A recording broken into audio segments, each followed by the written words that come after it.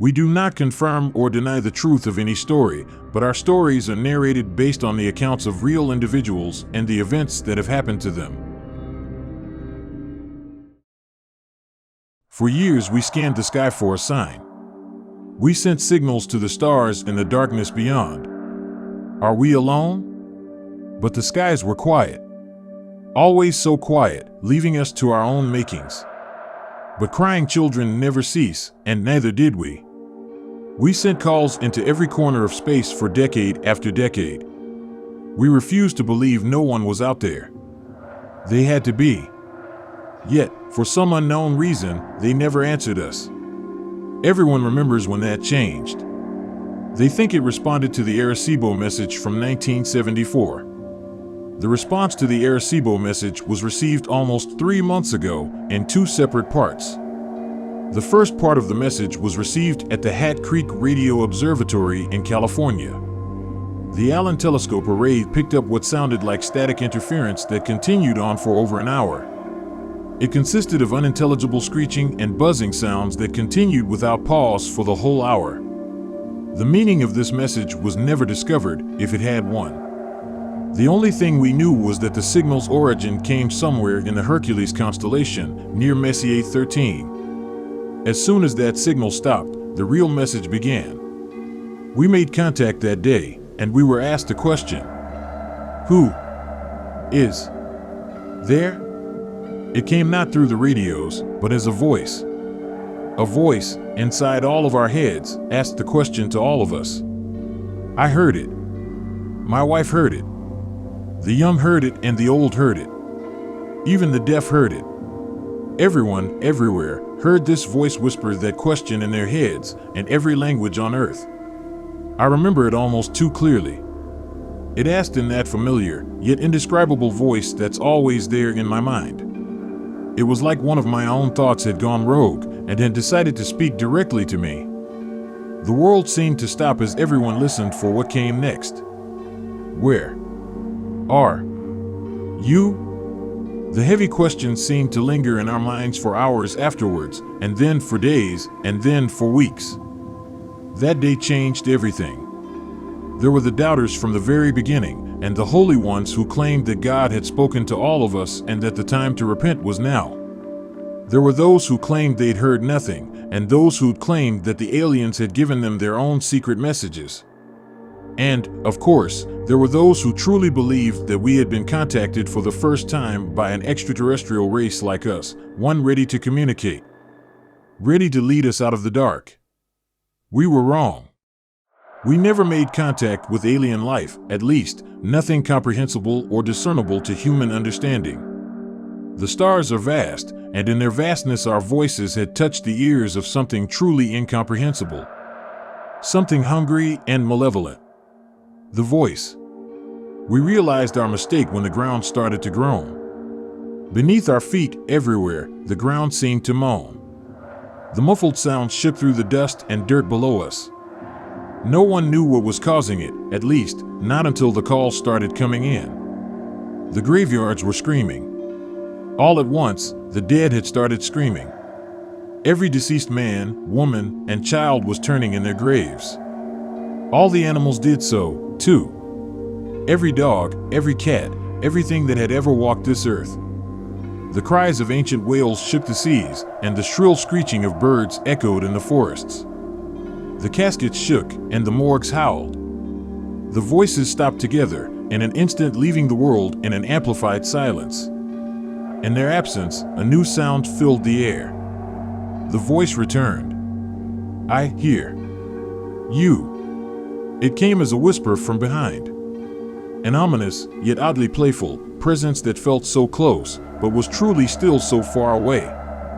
It let us breathe in the silence for a minute before it made us a promise. It was a promise we all knew to be true. I am coming. The voice was gone, and the air was again filled with screams. This time they were from the living.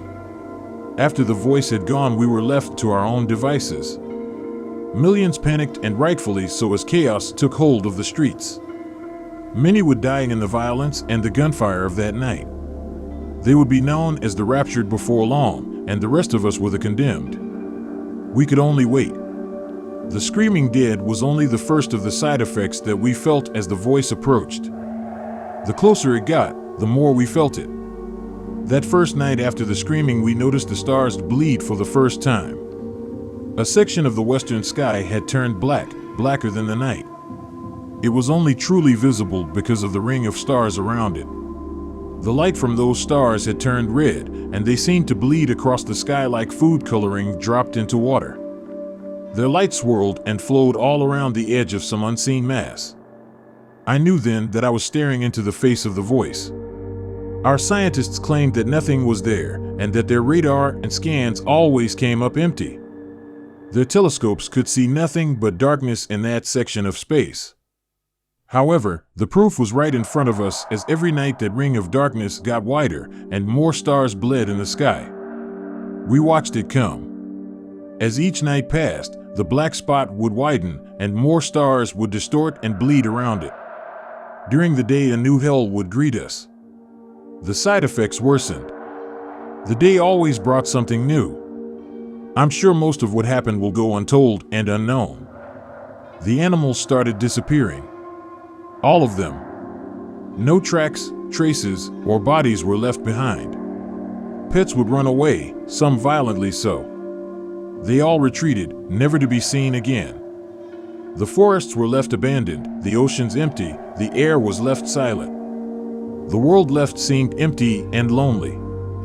They left like water receding from the shore just before the tsunami breaks. One day, about 2 weeks ago, scientists tried to talk to the voice again. They hoped, perhaps, to reason with it. They told it about what was happening on our world and asked it questions. The scientists begged. It didn't speak. When asked what the voice sent a response. The next night the skies lit up with streaks of fire. It was alight for hours, blazoned with orange and red. We didn't realize the effects until the next day when the televisions turned to static and the telephones refused to work. We had sat, watching, as all the satellites were knocked out of the heavens. After that, reports became rumors and rumblings, sanity a thing of the past. The air chilled and weighed us down. The voice was nearly here, and everyone felt it. It rained for a week after the satellites fell. The rain was salty and mired with an unknown filth that turned the grass black. Maybe the satellites tracked something back in with them when they hit the sky. No one knew for sure. All we know is that it fell from clouds black as charcoal that blotted out the sun like liquid ash. Darkness fell upon us for days. When the clouds went away, the skies were empty. There were no clouds, yet the sky hung low and gray. If the sun was anywhere in the sky, it never made itself known. Even it had abandoned us. Each day grew slowly darker and darker until night and day became almost the same. Some people would claim later that they'd seen things in the dark, creatures with gangly limbs and crooked faces lurking in the corner of their vision. They were tall, white creatures that looked molted or rotten through their transparent skin. Appearances would last for just a second or two before vanishing without a trace. Some believed this was the first step in the aliens' invasion, but the rest of us didn't know what to think. We just knew that it was nothing that simple or benign. They must have been hallucinations, just more madness to endure, but ultimately as harmless as anything else. As harmless as the screams of the dead, the missing animals, and the dying sky. Appearances slowly increased in duration and number. I think everyone saw them once at the least, but I don't think a single person would ever guess why they were truly here. They never touched nor spoke to anyone, and they certainly never harmed anyone. Most who got good looks at them described them as mournful or sorrowful looking. Some even claimed the creatures watched over them at night, and others even claimed that it seemed as if the creatures were sorry for them. One claimed to have even seen one prostrate upon the ground, hands clasped above its head.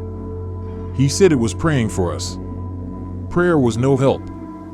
The churches and places of worship that had divided us for so long failed to bring hope to any in the end. The voice let them pray and beg for a while, but just days ago the voice ended it all. No one questioned how, for at this point nothing that happened surprised anyone anymore, but on the final day all books of worship burned. Every last Bible, every Quran, everything. People rushed to their centers of faith, but found no solace. The churches and temples had suffered the same fates, if not worse. The people were left, abandoned by their greatest hopes. There were rumors of churches all over the world, with walls formed from the bodies of those who sought refuge. They were merged to the walls, stuck to them like flies in a trap. They died still pleading for hope, but they were beyond God's help. The rest of us had learned to stop begging. We waited. The final message came. From beyond the sky it fell upon us. The voice echoed, and it spoke the simple truth. I am here. There is a darkness beyond the horizon, the likes of which I doubt has ever been seen. It brings with it the screams of countless souls, and it moves fast. The stars are dying now, and I know they'll never be seen again. The light is dying so fast. I leave this not as a warning. No, it's far too late for that. Instead, consider this the last realization, the last humanity will ever know. For we used to wonder whether or not we were alone and lost, but never whether or not we were safe and hidden. The universe is infinite, and our understanding was significantly more finite. We should never have beckoned to the darkness. Instead, we should have clung to the light and closed our eyes every time we returned to the void. As the final minutes approach, I hold one final truth to be certain. I now know why the skies were always so quiet. I hope you have enjoyed the story. To hear more stories, be sure to subscribe to the channel and let us know how you feel by liking and leaving your comments about your emotions.